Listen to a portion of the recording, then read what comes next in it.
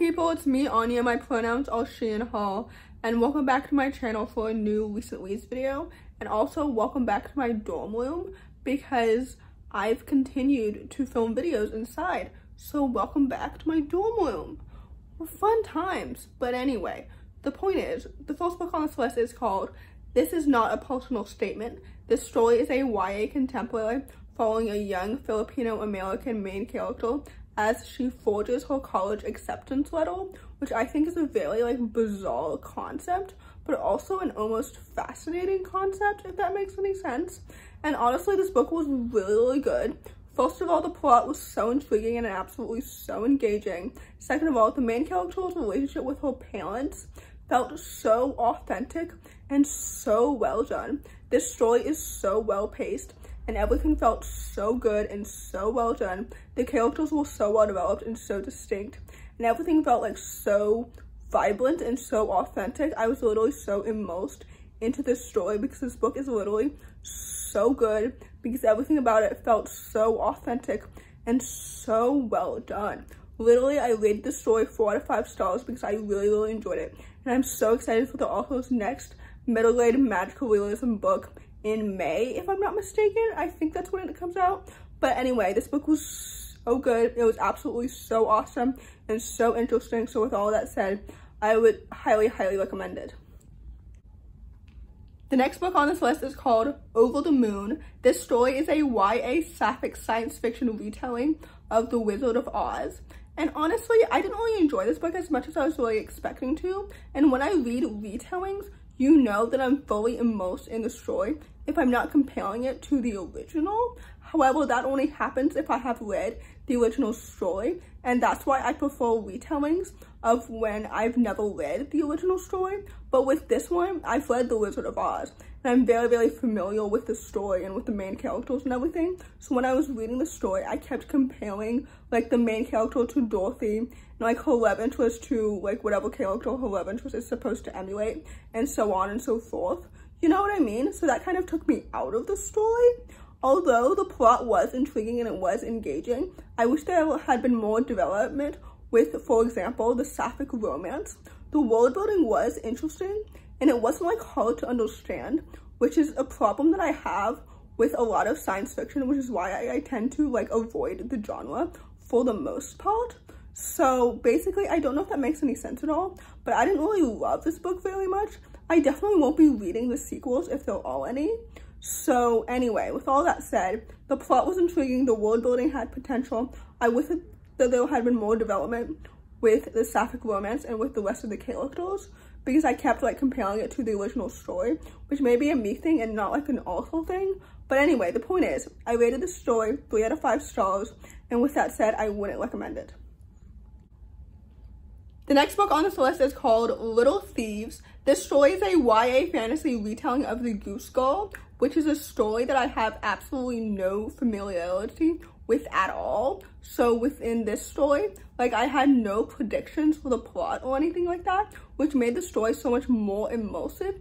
And honestly, I love the story so much. But first of all, there is a trigger warning on the story for abusive parental relationships. So if that is triggering to you, then I would avoid this book completely. But anyway, this story is absolutely so fantastic and I really enjoyed it. First of all, the world building was so easy to understand, and it was also so immersive and so intriguing. The plot was so engaging and so well paced. The characters were so well developed and so distinct. I love the found family aspect of the story literally so much. I love the romance. I love all of the queer representation. The main character and her love interest are both demisexual coded, and they're all sapphic side characters. This story is absolutely so fantastic, and I'm so excited to read the sequel in May, I believe is when it comes out. I'm so excited to read the sequel because literally this book was so good. I love these characters so much. This story hits a little bit too close to home, which I can't completely elaborate on why specifically, but basically the story is so good. It's absolutely so awesome, and I love it dearly. So anyway, all that to say, I rated the story 4.5 stars, and I really enjoyed it. So with all that said, I would highly recommend it. The next book on this list is called Begin Again. This story is a YA contemporary following a young girl whose plan for college goes completely awry the moment that she arrives. This story is absolutely so fantastic and it's so good. First of all, the plot was so intriguing and absolutely so engaging. Second of all, Andy's character development felt so authentic and so well done. Third of all, the romance was so cute and absolutely so well paced. Fourth of all, the friendships were so lovely and so wonderful, and all the characters literally felt so authentic and so distinct. The family dynamics were so lovely and absolutely so authentic. I don't know what this says about me, but I love stories that focus on grief and love and hope, because literally this story was so fantastic and it was absolutely so engaging and so immersive. I had really low expectations for this book because all the books that I've read previously by this author have been 3 stars, and honestly I was thinking about writing off this author completely and just not reading any of her books after this. But honestly, like, now my expectations for her next book have been amplified so much because this book is so good. It's absolutely so fantastic and I definitely understand the hype now. So anyway, all that to say, I rated this book 4 out of 5 stars because I really enjoyed it, and with that said, I would definitely highly recommend it. The next book on this list is called Sun Keeps Rising. This story is a YA contemporary following a young teen mom who's at risk of losing her home.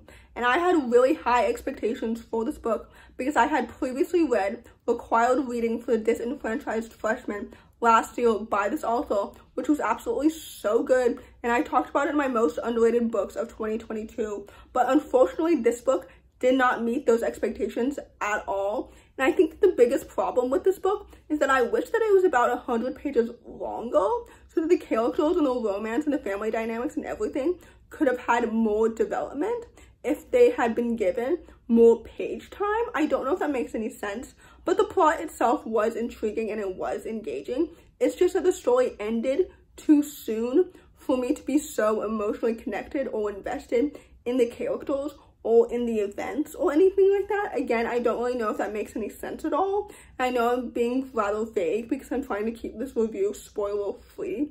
But overall, I rated the story 3 out of 5 stars. I didn't really enjoy it as much as the author's previous book, and now I have much lower expectations for whatever she writes next. So anyway, with all that said, I don't necessarily recommend this book, and take that as you will. So in conclusion, I would recommend the 3 4-star books on this list. This is not a personal statement. Little Thieves and Begin Again, and I wouldn't recommend anything else on this list because honestly I feel like this video kind of encapsulates January as a reading month overall. Like, it could have been better, but it could have been worse. So yeah, if you enjoyed this video, please don't hesitate to give it a big thumbs up. Comment down below the cheese emoji if you made it all the way to the end of the video. Thanks for watching. Subscribe to my channel if you're new, and I'll see you in my next video. Bye.